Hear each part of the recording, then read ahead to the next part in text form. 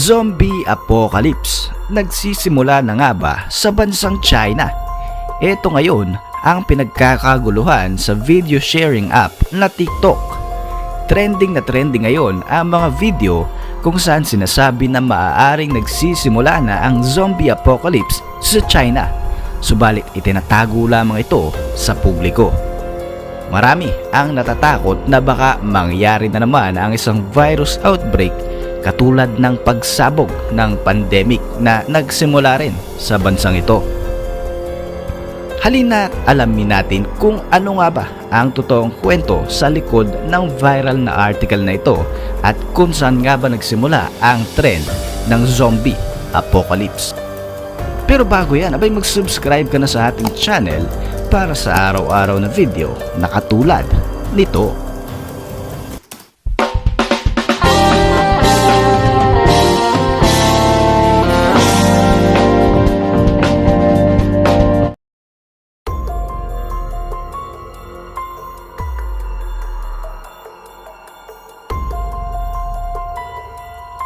Qian Nation. Ito na nga at lumalabas na naman ang mga zombies. Well, pagputok na pagputok pa lamang ng pandemic dito sa Pilipinas back in 2020, nagkaroon na rin ng mga bali-balita tungkol sa posibleng pagkakaroon nga daw ng isang virus na lilika ng mga zombies. Syempre, maraming natakot that time at naniwala kasi nga medyo may trauma pa ang mga tao dahil sa krisis na dala ng pandemic. Actually, natalakay na nga natin yan sa mga nauna nating video nung nagsisimula pa lang tayo sa ating YouTube channel. Last year lamang, back in 2021 naman, lumabas rin ang trend na ito tungkol sa zombie. Sa katunayan, naglabas pa nga ang CDC o the Centers for Disease Controls and Prevention ng Zombie Preparedness Manual. Ang CDC, by the way, is isang health agency sa United States. Kung napanood nyo yung mga zombie movies at mga series katulad ng World War Z at The Walking Dead, ipinakita nila ang CDC sa ilang mga eksena nila. Actually, last year, sinabi nga na ang zombie apocalypse ay base sa hula ni Nostradamus, isang French philosopher at astrologer na nakahula di umano sa ilang mga pangyayari sa ating mundo bago pa man ito maganap. Anyway, tama na ang ating mga throwback, no? Eto nga at dumadagundong na naman sa TikTok ang zombie apocalypse trend.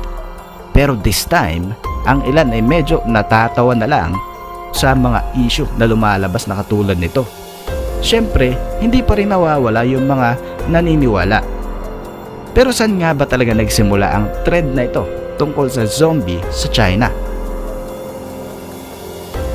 Maraming mga TikTok users from all over the world ang talaga namang nababahala at natatakot na maaaring sa taong ito ay lalabas na nga ang mga zombies. Nagsimula ang trend na ito sa isang online article na naipublish pa noong July 2021 at isinulat ito ni Rudy Cano sa website na We Are The Mighty. Kung gusto nyong mabasa ang buong article, ilalagay ko ang link sa description ng video na ito. Dito nga ay sinabi sa article na posible na magsimula ang zombie outbreak sa isang communist country. Dagdag pa rito, sinabi rin na maaaring may cover-up lamang na nagaganap upang maiwasan ang panic sa ating mundo. Ginawa nga nilang example dito ay ang 1986 Chernobyl disaster kung saan ayaw i-acknowledge ng Soviet Union ang problemang dulot nito hanggang sa nagreklamo na nga ang kanilang mga katabing bansa dahil apektado na nga ito. Ayon pa sa article na ito, maaaring nagtatago sa kasinungalingan at propaganda ang bansang China at maaaring ayaw lamang nilang aminin na mayroon na talagang zombie outbreak sa kanilang bansa. Muli ngang nagtrending online ang article na ito na kaagad namang ginawan ng mga video interpretation ng ilang mga TikTok users hanggang sa nagkagulo-gulo na nga ang lahat. Isinaad din ang article na ito na maaaring gawing biochemical weapon ng zombie virus lalo na kung magkakampihan ang mga malalaki at malalakas na bansa laban sa China. Posible rin daw na gagawin nilang itong negosyo sa pamamagitan ng pag-formulate ng isang vaccine. Pwede rin kasi itong gamitin upang pang-blackmail sa mga bansang apektado na ng zombie outbreak. So, to tell you the truth, Ken Nation, magaling naman talaga ang analysis and opinion ng author na gumawa nito, subalit ang lahat po ng ito ay obviously walang katotohanan. Itong mga kumakalat sa TikTok ay isa lamang misinterpretation sa article na lumabas noong 2021.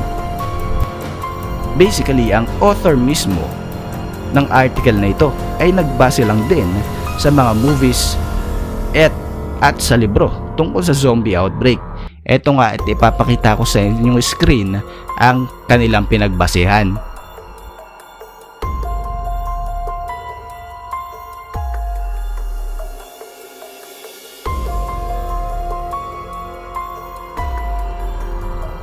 Ang zombie actually ay isa lamang karakter na nilikha ng ating isipan at alam natin na imposibleng magkaroon talaga ng ganitong nilalang sa totoong buhay.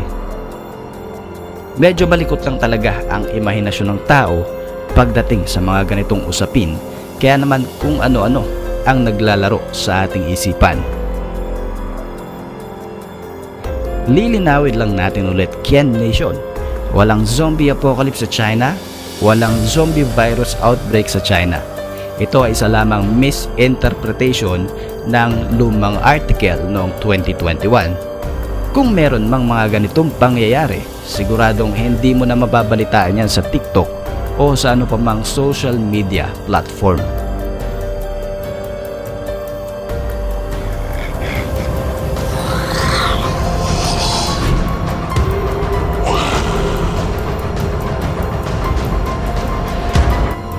Nagustuhan mo ba ang tampok nating video?